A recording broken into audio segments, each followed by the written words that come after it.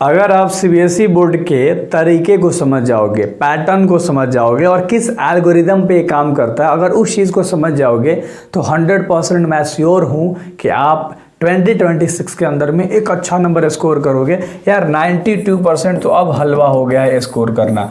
बच्चे 95 ला रहे हैं, 94 ला रहे हैं, 97, 98, अरे भाई 100 आउट ऑफ 100 अब आने लगा। परसेंटेज में 99.6 की बात छोड़ दो, इस सीबीएसई में आता था 99.9 की बात छोड़ दो कि ऐसी चीज़ें हो रही थी। अब कैसी चीज़ें हो रही हैं आपके सामने हैं, एंड आप देख के ना भाई हक्का वक्का हो जा रहे होगे कि यार ये चीज़ें क्या चल रही हैं और हम लोग कैसे पढ़ रहे हैं।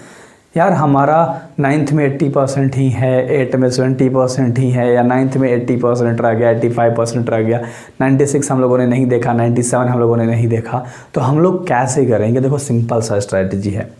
अगर आप सीबीएसई बोर्ड से हो ना, आपको सिंपल एनसीईआरटी फॉलो करना है। ध्यान से सुनो मेरी बात, एनसीईआरटी फॉलो करोगे तो इसे 7 टाइम्स करना है।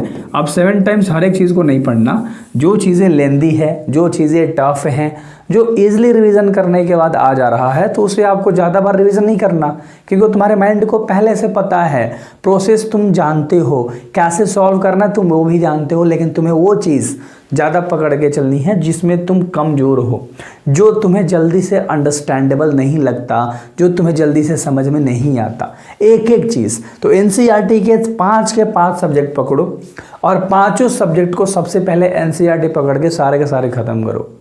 क्लियर मेरी बातें हैं भाई, अपने जहन में बैठा लेना।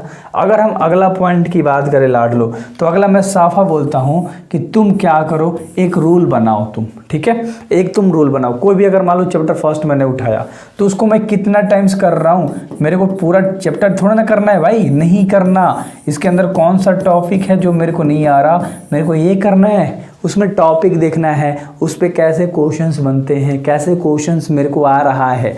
बच्चे पूरा पढ़ लेते हैं फिर भी लेकर आते हैं इतना, पूरी मतलब फिर भी लेकर आते हैं इतना और इतना इतना। अब क्यों इतना लेकर आते हैं कि आपको पता है, इतना छोड़ दो भाई, इतना तक ही रह जाते हैं पूरे पढ़ने के बाद, 7 टाइम्स पढ़ने के बाद, 8 टाइम्स पढ़ने के बाद भी। मैं आपको चीज़ें बताऊं कि ऐसे क्यों होती है, क्योंकि वो क्वेश्चन का आंसर देना नहीं सीखते हैं, और ये सबसे इम्पोर्टेंट फैक्टर होता है सीबीएसई बोर्ड के अंदर में, कि आपके सामने क्वेश्चन है और आपको उसका आंसर देने नहीं आ रहा है सर। ये सबसे इम्पोर्टेंट चीज़ है जो कि आप बहुत ज़्यादा गलती करते हो। ये चीज़ आपको गलती नहीं करनी चाहिए। ये छोटी छोटी मिस्टेक्स हैं जो कि बच्चे करते हैं। बताओ पूरा पढ़ने से क्या फ़ायदा जब तुम्हें आंसर लिखने नहीं आ रहा। रट्टू तोते जैसे कर रहे हो यार तुम, हरकतें ऐसे करोगे तो काम नहीं बनने वाला। एक और चीज़, ये तो सबसे बड़ी ब्लंडर थी, मिस्टेक थी।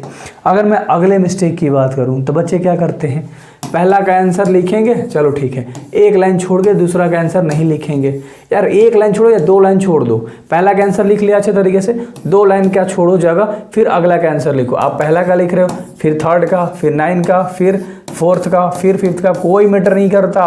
सब क्वेश्चन के आंसर के बाद 2 लाइन का गैप दो। लेकिन अगर एक बार जो तुमने तरीका पकड़ लिया है, तुम उसी तरीके पे end of the end paper तक बने रहोगे। स्टार्ट करा पेपर लिखना, जब तक तुम्हारा पेपर खत्म नहीं हो रहा तो एक क्वेश्चन के आंसर के बाद 2 लाइन ही छोड़ना है, फिर अगले क्वेश्चन को लिखना है। जब पूरा क्लियर होगा हर एक चीज़, देखो तुम्हें आज ही बता दे रहा हूँ कि तुम कैसे टॉपर बन सकते हो, तुम क्या गलती करते हो। केवल एनसीईआरटी पढ़ के तुम टॉपर बन सकते हो, मैं यहाँ लिख के दे सकता हूँ।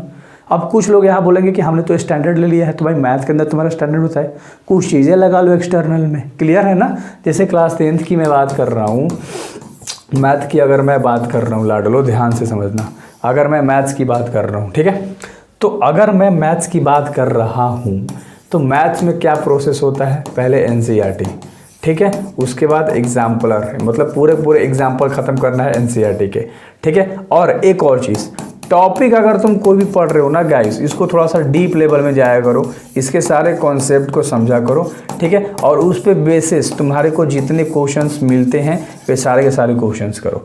देन उसके बाद अगर तुम चाहो तो कोई भी एक्सटर्नल यानी बेसिक बुक लगा सकते हो, कोई भी टीचर का लगा सकते हो, या आर डी शर्मा लगा लोगे, इनाफ है। और ओसवाल का तुम क्या कर सकते हो, उस सवाल का मॉडल पेपर सॉल्व कर सकते हो। दैट्स इट, कहानी खत्म।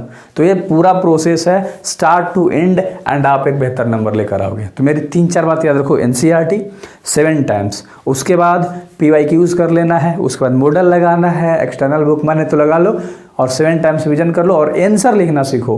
कोई भी सवाल का आंसर लिखना सीखो, काम बन जाएगा और तुम फोड़ दोगे अपने एग्जाम में। So thank you very much. मिलते हैं नेक्स्ट वीडियोज़ में। काफ़ी ज़्यादा हॉट है, गर्मी है, सो यार तुम सारे भी हो हॉट।